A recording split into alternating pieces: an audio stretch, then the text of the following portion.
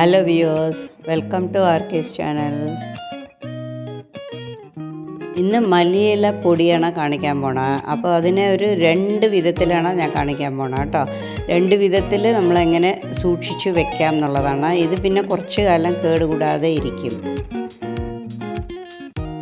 ഒരു പിടി മല്ലിയില എടുത്ത് നന്നായി കഴുകി വൃത്തിയാക്കി അതൊന്ന് വെയിലത്ത് വെച്ച് ഉണക്കുന്നുണ്ട്.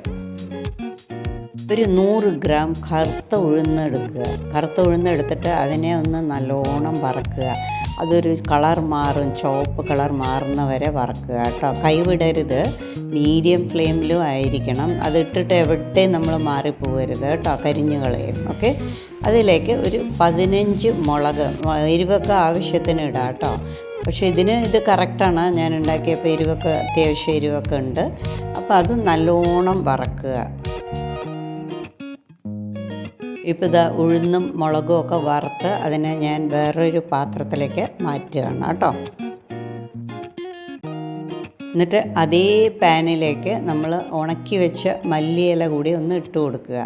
പിന്നെ അതിലേക്ക് 1 സ്പൂൺ കായം കൂടി ആഡ് ചെയ്യുക കേട്ടോ. മല്ലിയില നമ്മൾ വെയിലത്ത് ഉണക്കിയത് വീണ്ടും ഒന്ന് വറക്കണത് എവിടെയെങ്കിലും ജലാംശം ഉണ്ടെങ്കിൽ അത് മാറാൻ വേണ്ടിയിട്ടാണ് കേട്ടോ. ഇപ്പോൾ മല്ലിയിലയൊക്കെ നല്ലോണം ഒന്ന് വഴന്ന് കിട്ടിയിട്ടുണ്ട്. പിന്നെ ഒരു മിക്സി ജാറെടുത്ത് അതിലേക്ക് ആവശ്യത്തിനുള്ള ഉപ്പ്, പിന്നെ കുറച്ച് പുളി, പിന്നെ നമ്മൾ ഈ വറുത്ത് വെച്ചിരിക്കുന്ന സാധനങ്ങളെല്ലാം കൂടി ഫസ്റ്റ് മല്ലിയില ഇടരുത് കേട്ടോ.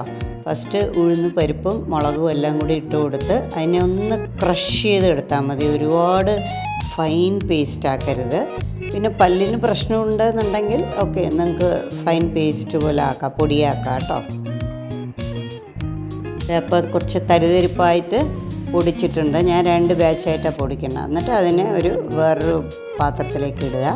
പിന്നെ അടുത്ത ബാച്ചും കൂടി ഇട്ടിട്ട് അതിലേക്ക് ലാസ്റ്റ് മല്ലിയില ഇടാൻ പാടുള്ളൂ. എന്നിട്ട് ഒന്ന് ക്രഷ് ചെയ്തെടുക്കുക കേട്ടോ. ഇതപ്പോൾ എല്ലാം നല്ലോണം പൊടിച്ച് കിട്ടിയിട്ടുണ്ട്. അതിനെ ഒന്ന് മിക്സ് ചെയ്ത് കൊടുക്കുക. അതിലേക്ക് ഒരു 2 സ്പൂൺ നല്ലെണ്ണ ഒഴിച്ച് കൊടുക്കുക. വെളിച്ചെണ്ണ വേണ്ട കേട്ടോ, നല്ലെണ്ണ അതാണ് ബെസ്റ്റ്. അല്ലെങ്കിൽ നോർമൽ ഓയിൽ ഒഴിച്ച് കൊടുക്കുക. കറുപ്പുഴുന്നില്ല എന്നുണ്ടെങ്കിൽ വെള്ള ഉഴുന്നിലും ഉണ്ടാക്കാം. ഇത് നല്ലെണ്ണ ഒഴിച്ച് മിക്സ് ചെയ്ത് ചെറിയ ഉരുളകളാക്കി സൂക്ഷിക്കുക കേട്ടോ. അത് വേണ്ടാന്നുണ്ടെങ്കിൽ നമുക്ക് അതിനെ പൊടിയായിട്ട് തന്നെ സൂക്ഷിക്കുക. ഓക്കെ, പിന്നെ ഇത് കേടുകൂടാതെ ഇരിക്കും കുറേ ദിവസം. പിന്നെ ഇത് ഇഡ്ഡലിയുടെ കൂടെ, ദോശയുടെ കൂടെ, ചോറിൻ്റെ കൂടെ എല്ലാവരുടെ കൂടെ കഴിക്കാം. നമ്മൾ ഇഡ്ഡലിപ്പൊടിയൊക്കെ ഉണ്ടാക്കില്ലേ, അതേപോലെയാണ് ഇത് കേട്ടോ. ഓക്കെ, അപ്പോൾ എല്ലാവരും ട്രൈ ചെയ്യൂ. ലൈക്ക്, ഷെയർ, സബ്സ്ക്രൈബ് ചെയ്യൂ. Happy cooking.